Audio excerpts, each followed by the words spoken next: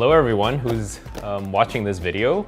My name is Johan and I'm one of the mechanical engineers here at Sienci Labs. I'm one of the creators of the Vortex Rotary Axis, and today Daniel and I are going to take you from this box to an assembled Vortex. The process is going to take around an hour and a half. Grab one of your favorite drinks and we'll be done in no time. Here we have our beautifully designed Vortex box. This is how your kit is going to come in. And regardless of whether you've got the 30-inch version or the 48-inch version, the box is the same. First thing you'll do is to open the box.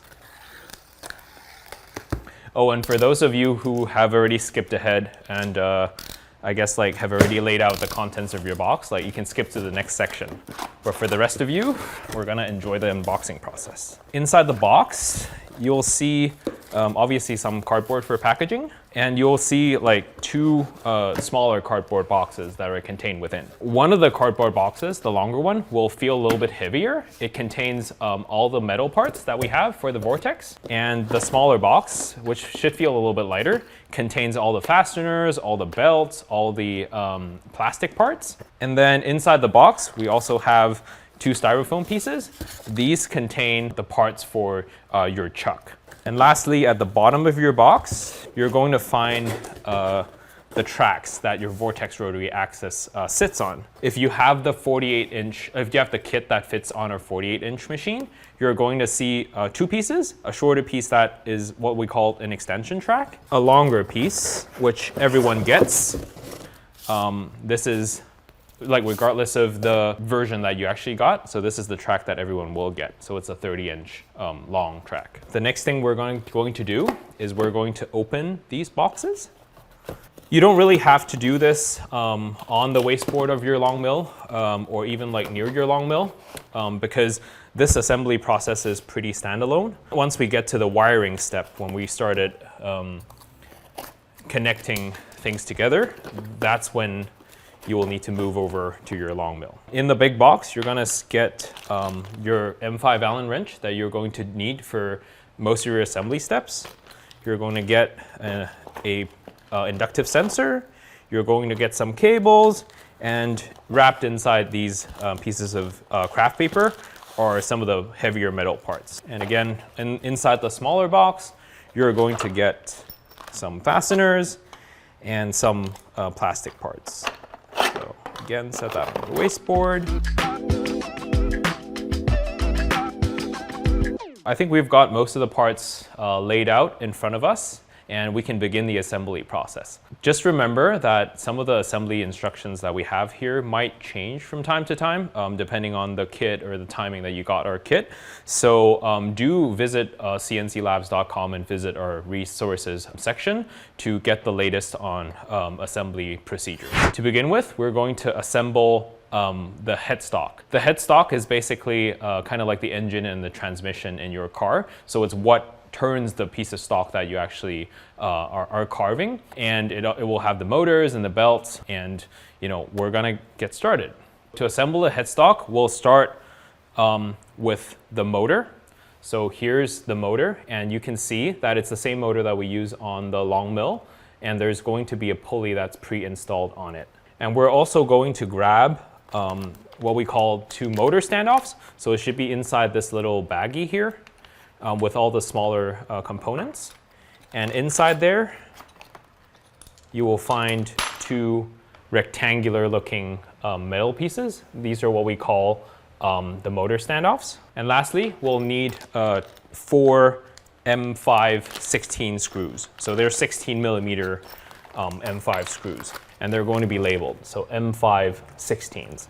To put this together, we will grab the two standoffs, and we're going to have them face each other with the filleted or the round side facing each other. So this is correct, and this is not correct. So if you see the sharp 90-degree corners facing each other, this is not correct. If you see the smooth round corners facing each other, that's correct. So you're gonna lay the two standoffs in front of you, maybe space them around 2 inches apart, and we're going to put the motor on them face down. So the connector has to face one of the standoffs. So either face towards the left or face towards the right. And you'll see that there are holes on the standoff as well as holes in the motor. So just put the motor on top of the standoffs. And now we're going to fasten these two parts together using the 4 M5 screws.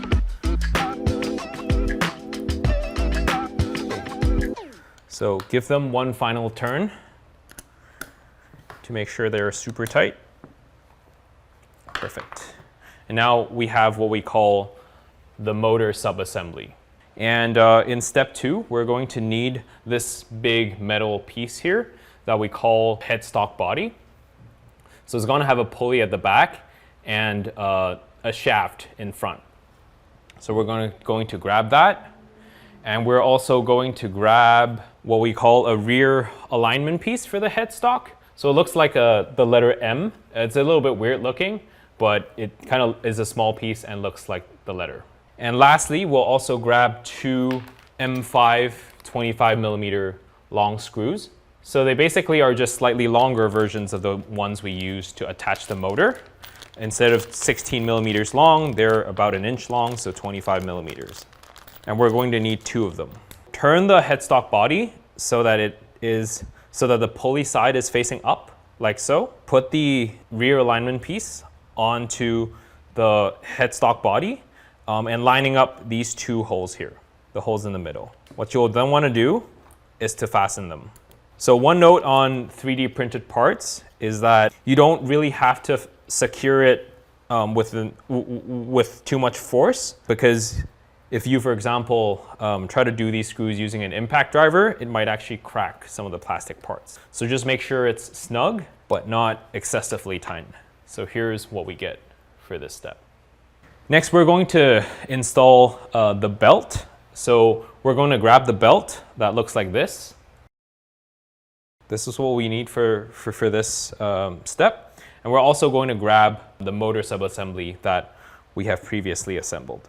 To assemble the belt, what we're going to do is we're going to latch the belt onto the top pulley, like so. So I'll do that again, like this, right? And just pull it down with a finger. And we're going to lay the motor on top of the belt. So like this. We're going to snag it, essentially. Ooh, wriggle a little bit. Yep, there we go. And now we have snagged the belt with the motor. And you can see that it's like if you spin the top, it engages the motor. You can feel that. But now the motor is like completely loose, so we're going to need to tighten it with these 4 M5 50mm bolts. Also, when we're doing these 4 screws, we don't actually have to tighten them fully until we tension the belt. In this particular scenario, you can see that the 4 screws, like the screw heads, are poking up from the top, and it's still very, very loose, and the motor can still slide up and down. Now that we have got to this step, the next thing to do is to tension the belt. So right now the belt is very loose in there because the motor is like left free floating. And what we want to do is we would like to push down on the motor side and to tighten the 4 bolts in front to actually lock in the tension. So to do that, it's actually pretty straightforward. You use one hand to grab the motor side and you apply some downward pressure. So you apply downward pressure like so, and then you can feel the belt pulling back up.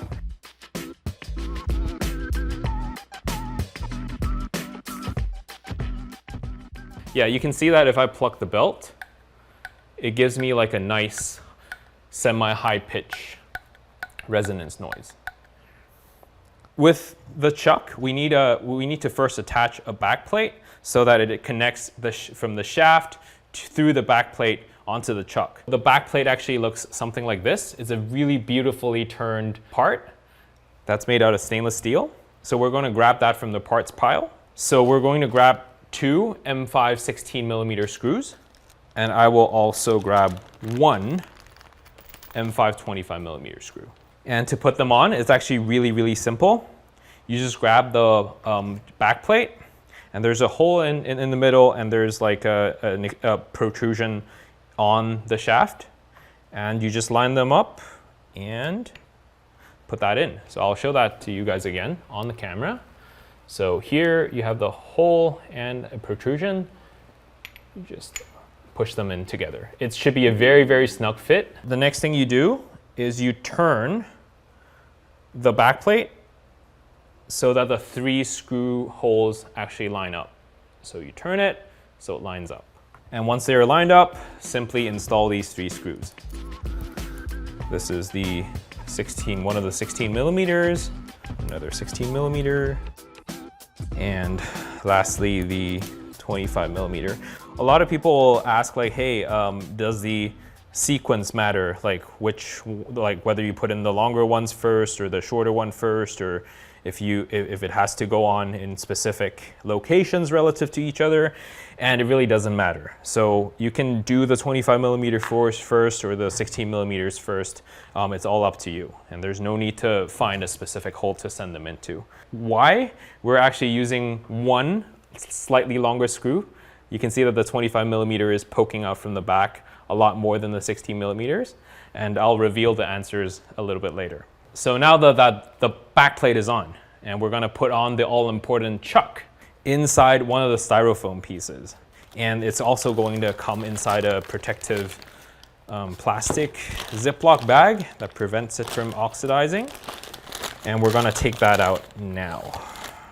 Cool.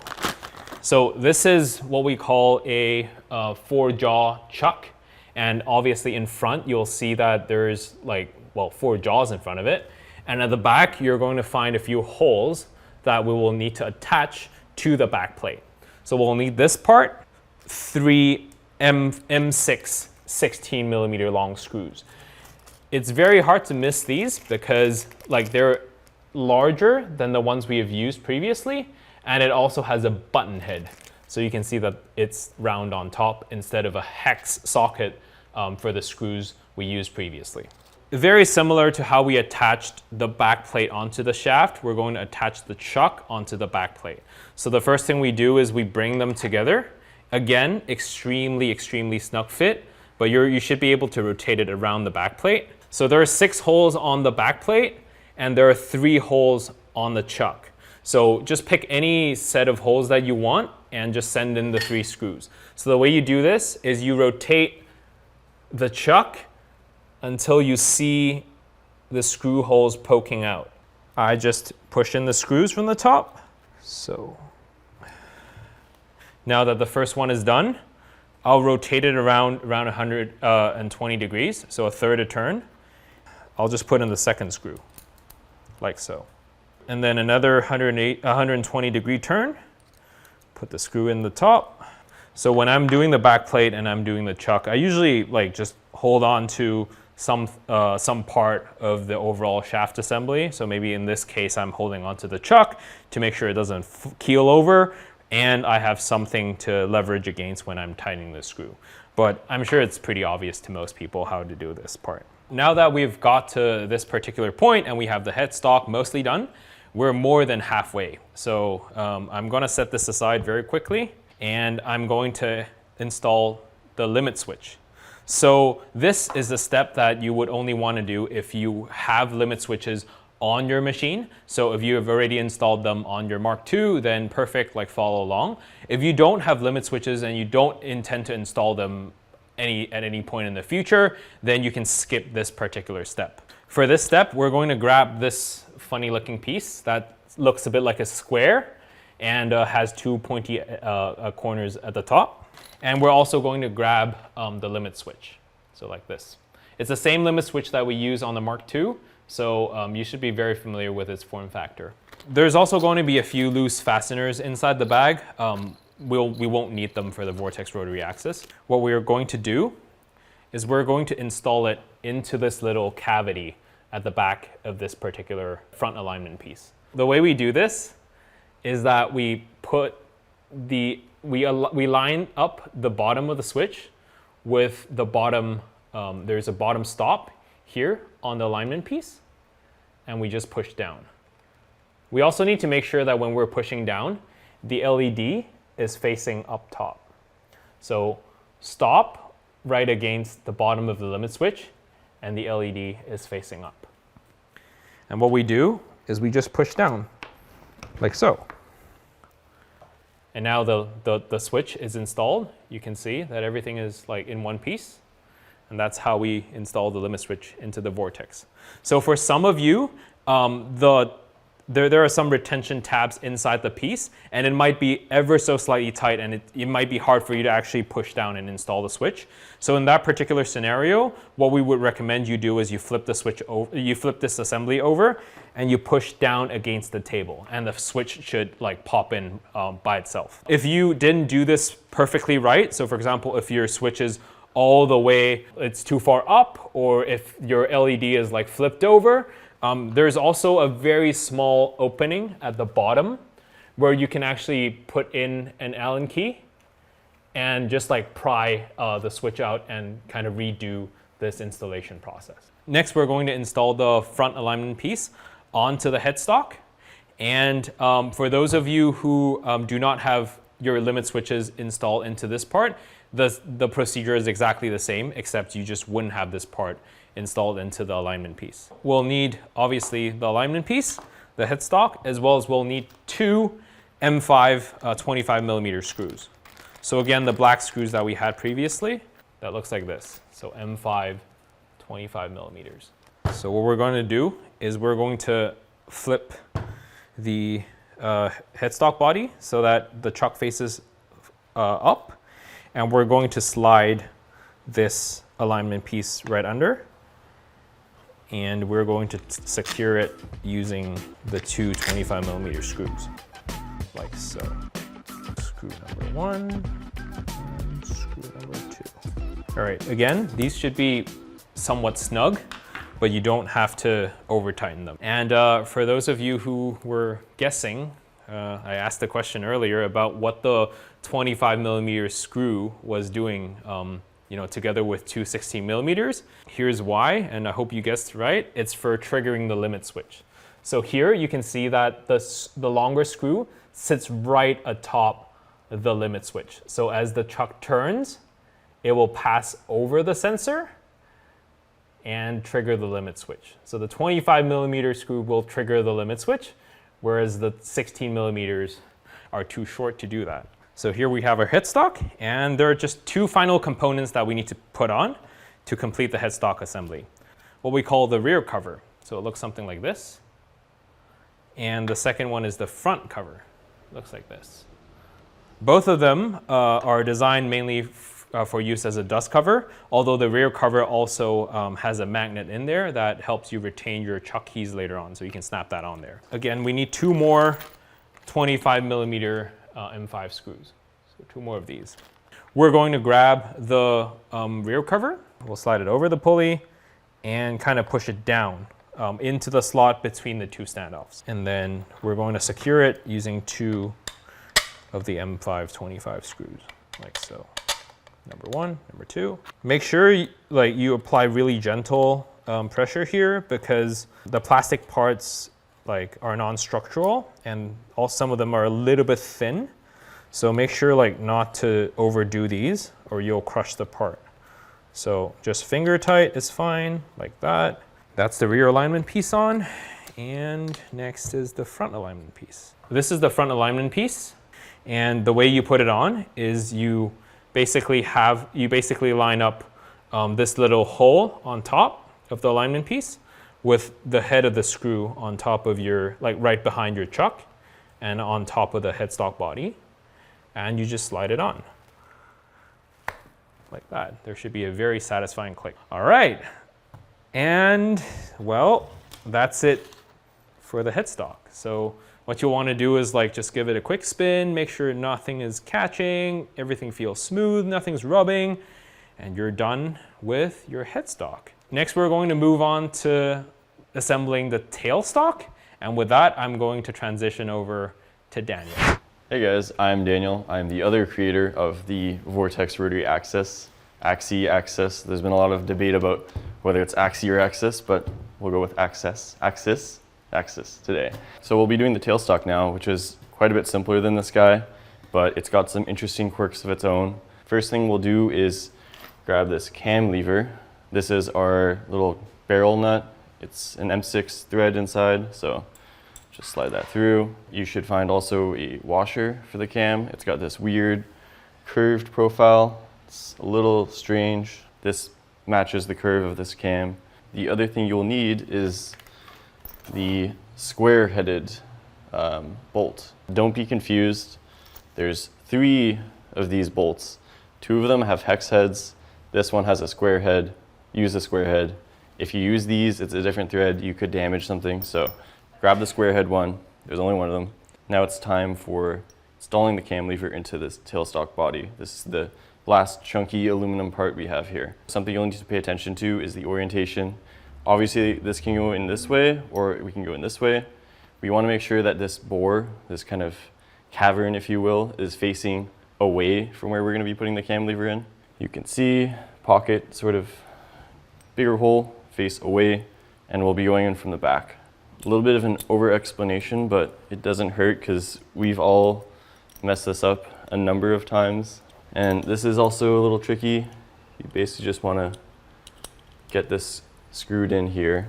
This bolt goes through the bottom, through the washer, and into this barrel nut, just like that.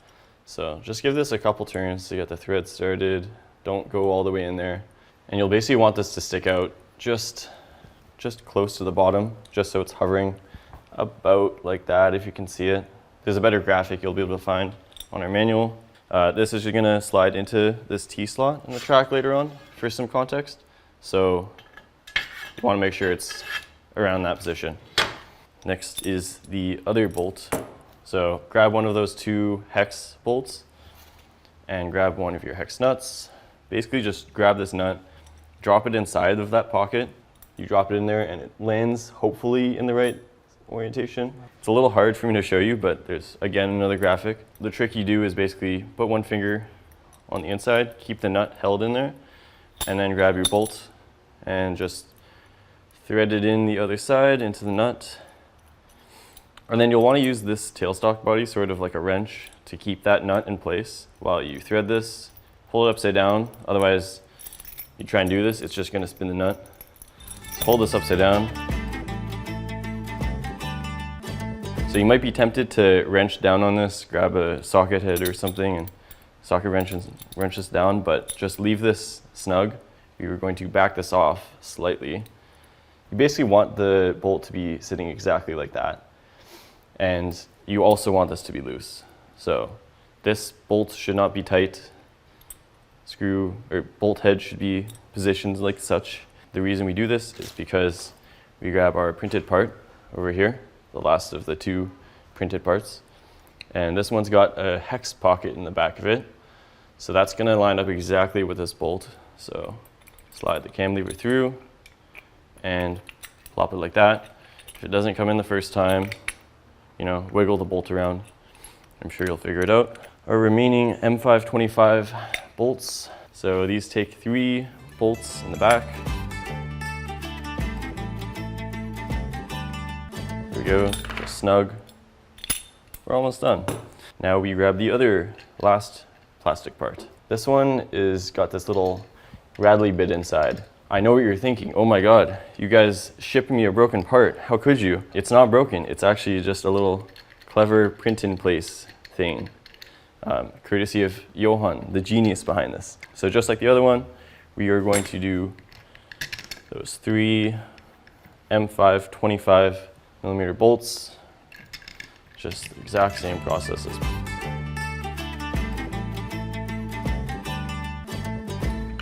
so those are snug. This guy's almost done.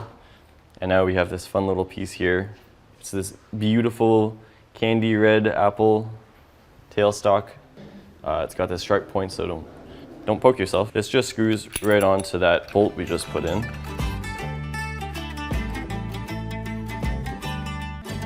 And then this is the last hex bolt we have. So this is just gonna slide right into this pocket right here. And you don't want to thread this on. If it gets stuck, give it some persuasion. Don't hammer it, but fiddle it around. It should drop right into this pocket though. on the opposite side, your threaded knob, last little piece we have here, and just thread that on. Again, this is for using your actual tailstock, so don't worry about tightening this or anything. You can leave it loose if you want. It's just for locking the live center later on, but yeah, that's the tailstock finish. Now we've got headstock, tailstock. We're like 80% there, 90% there actually. So we have our lovely tracks. This is the 30-inch track. It's a little longer than 30 inches, but for your 30-inch machine, it doesn't matter if you have the 48 version, which includes this extra track, we'll be doing the same thing. So just grab this one piece. We'll first mount the headstock on, and you'll basically want to just make sure this cable is sort of straight.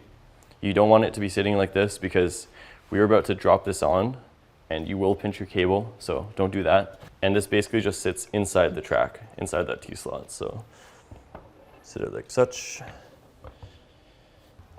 Some of these may have a little bit tighter fitment, so you might have to just persuade it a little bit, but this one's pretty good. And we can flip this on its side to access the bottom.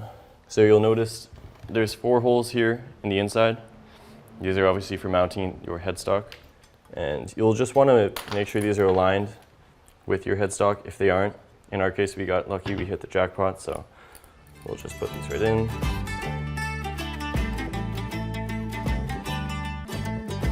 Awesome, so that's the headstock. That's the easy part, I'm afraid. We'll move on to what I would say is the hardest part of the assembly. Not particularly because it's a lot of work or anything, but just like in tediousness. This is gonna need to slide inside that T-slot. Before, we just installed this kind of willy-nilly wherever. We didn't really specify how far this would stick out. Now is when that starts to matter. So one thing to note is you wanna leave your cam lever in the up position. That just means it's like open, unlocked. So that's gonna give us like what should allow us to slide into this T-slot. You probably wanna start with your bolts somewhere around here. I've done this a couple times obviously, so this might be easier than it will be for you. But you just wanna line this up with your T-slot and slide that in. If you're lucky, you'll drop this lever down and it'll actually lock and you won't be able to slide this. Obviously, in our case, it's not. Let's try another 180 degrees.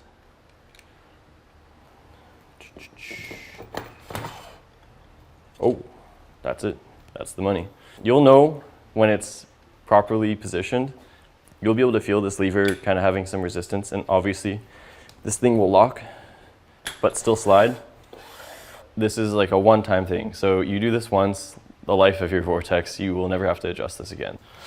That's it, we're done. That was, I would say, the hardest part of this build. We've got our Vortex Rotary Axis, and we can move on to the final bits. Okay, so the final finishing touch of our mechanical assembly is these little covers. They're mostly for aesthetics. I mean, they make it look cooler, but also they'll help protect the ends of your track. You'll just need a Phillips screwdriver for this. This is the only tool you'll need that isn't provided. And we got these tiny little screws. These are number 4 screw. It's like the smallest screw they make.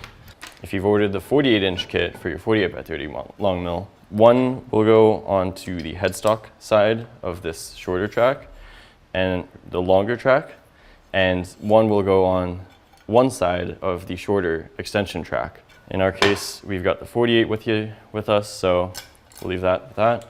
So we'll flip this track and entire Vortex upside down and install this headstock side track end. And these basically just go with the little screw reliefs facing outwards. And you'll notice these little tabs on the top, those go towards the rail or track. If you need to, you can push down a little bit, get this wedged in the gap of the headstock. So that's that one done. I'll show this a little closer for some more context. And you'll also notice there's some little holes here for zip tie points if you want to do some cable management later. As I mentioned before, if you have the 30-inch version of this kit, you'll just be putting on the other one onto this single track. And that's all you've got. Since we have the 48 kit, we'll leave that one with only one track end and grab the shorter extension track piece. And it doesn't matter which side you put this on, it's symmetrical. Just drop this on exactly like we did before. Entirety of all mechanical stuff done now, you might consider your Vortex to be fully assembled at this point. One other thing to note is that you'll probably have some packed extra parts, some screws, fasteners. If you've assembled a long mill, you've had the same experience. We like to keep some extras in. Here is our 48-inch version. This will get mounted to the table later on, but you can see you should be able to slide this back and forth, etc. Yeah, that wraps it up for now. We'll move on to wiring this next. All right, now that we're done with the mechanical assembly of the Vortex, let's move on to wiring. So in this step, we're going to wire up the Vortex with your longboard so that you can easily flip between the Y-axis for normal carving and the rotary axis and flip it back whenever you want to do. The first thing we need to grab is this little control box here. There's some contents inside the control box being held in by like an acrylic cover. This box is shipping with the switch in what we call a shipping configuration. So there is a board that's recessed in there for protection, and for assembly, we'll have to actually remove it from the casing. Use our fingers and we kind of lift this tab on top, and then we'll remove the cover. So like that. And then inside you'll see like a PCB, a printed circuit board, and it's really easy. Like you just take it out like that and you just set it aside. So now we have like 3 different components. We have the cover, we have the PCB, and we have the enclosure. Now that we have these 3 parts in front of us, we're going to grab the bundle of cables from our Vortex kit. And there are 4 cables in this bundle for which we'll need to use 3 of them. So I'll pick out the 2 cables that have green connectors on both ends. So they look like this, and there are 2 of them, number 1 and number 2. And then I'll also pick out the cable that has 2 white connectors on both sides. And there's also 1 motor cable in there, but we won't need this until you're using the Vortex. So we'll start with what we call the rotary axis switch motor cables, so the ones with the green connectors. And we're going to plug them into the switching PCB. So there are 2 sides to the PCB. So I'll have the switch facing up and I'll flip them over. So it's like this. And then on both sides, left and right, there are different connectors here. And I'll plug these in to the green connectors on the right. So here. I'll plug one in here and I'll plug the other one here. Awesome. So this, and then you can see in front that the red switch is still on top, and then if you flip it over, you can see the connectors on your right. We also need to plug in this the cable with 2 white connectors, and this is an optional step, and you only need to do this if you have limit switches installed on your machine, or if you intend to do so sometime in the near future. And in our case, we have limit switches on our machine. That's why we're going to plug these in. And we're going to grab one end of the connector. The end doesn't really matter. You can choose just one.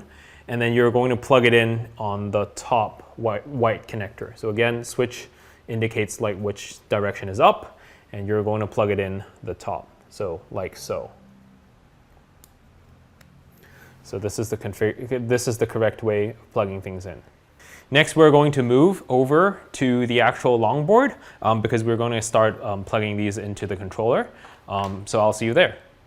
Now that we have moved over to the side of the long mill and next to where your longboard controller is, and we've also got the switch that we've assembled in the previous step. Just make sure that the plugs are plugged in the right way. We're going to start relocating some of these wires and plugging in some of these newer ones. Before we start any rewiring process, it's important that we keep safety in mind. So the first thing we need to do is we need to disconnect power from the longboard. And the easiest way to do this is just to depress the e-stop to make sure there's no power running through the circuits. Next, we'll start relocating some of the wires that are originally plugged into the longboard. Specifically, we're going to relocate these two Y-axis motor cables, as well as the Y-axis limit switch. Again, only if you have installed limit switches on your machine in the first place. We'll start by removing the Y1 motor cable here. You can see on the longboard that it says like Y1 motor. So it's pretty easy to know which one to pull. And on this new switch PCB at the back, you'll also see labels here that says like Y1 motor. We plug the Y1 motor cable back into the port that says Y1 motor. So the one at the bottom here. And next we'll pull the cable from the Y2 motor and we'll plug them into the top. Again, there should be a label here that says Y2 motor. Awesome. We have relocated the two motor cables. Now come the limit switch. So we'll pull the Y limit switch. It says Y lim here. And then we'll plug it in towards the bottom like there are two white connectors here. We're going to plug it in to the bottom. There we go. Perfect. Now you'll notice that you have three connectors remaining that we have, like from the cables that we plugged in during the first step. And we're going to plug these right back into the longboard. I'll trace the one that comes out the bottom plug. So this one here from this particular port, I'll grab this cable and I'll plug it into the Y1 port on the longboard. The cable from the top, which should go to the Y2 motor, and I'll plug it into the Y2 motor port. The limit switch cable that we installed earlier, and I'll plug it into the Y limit switch port. That's it for all the wiring. And what we need to do next is to put this controller back into its enclosure. It's very simple. So we have this particular box here. You can choose whether you want to screw down these, like screw down this box. In this particular case, we're not going to screw down the enclosure just because it makes it easier to visualize. The way we put the switch into the enclosure, it's actually really simple. So first thing you do is you bundle up the wires so that all of them are in between the two connectors and coming out the back. So something like this. Pretty well bundled up, pretty compact. And then the next thing you do is you place the board inside the enclosure with the white connector facing the front. So something like this. There's a lip inside the case where you can see there's a tiny little lip here that you need to place your board under. So like that. Like that. You fit the wires down this grommet at the back. And the last step is you just push down right where, like on top of the red switch. And you just push down until you hear a click. And now all the wires are perfectly seated in this enclosure. Obviously have this little piece of acrylic here as a cover. So you can put it on top. And it just slides in. And now you can also see labels here that says like A-axis you flip down and Y-axis you flip up. And these are the two connectors that your Vortex Rotary Axis will connect to when you're using it. There's just one step remaining in wiring. So what we'll do is we'll grab this motor wire, so there's only a single one, and we're going to plug it into the motor on the headstock. Square connector on the headstock, and just connect them. With that, we're done with everything there is to do for the Vortex on the hardware side. And in the next video, we're going to prepare the wasteboard of your machine to accept the Vortex. And you're going to notice there's a few pieces of hardware that's left over, and that's for table mounting and for you to actually use the Vortex. So I'll see you in the next video.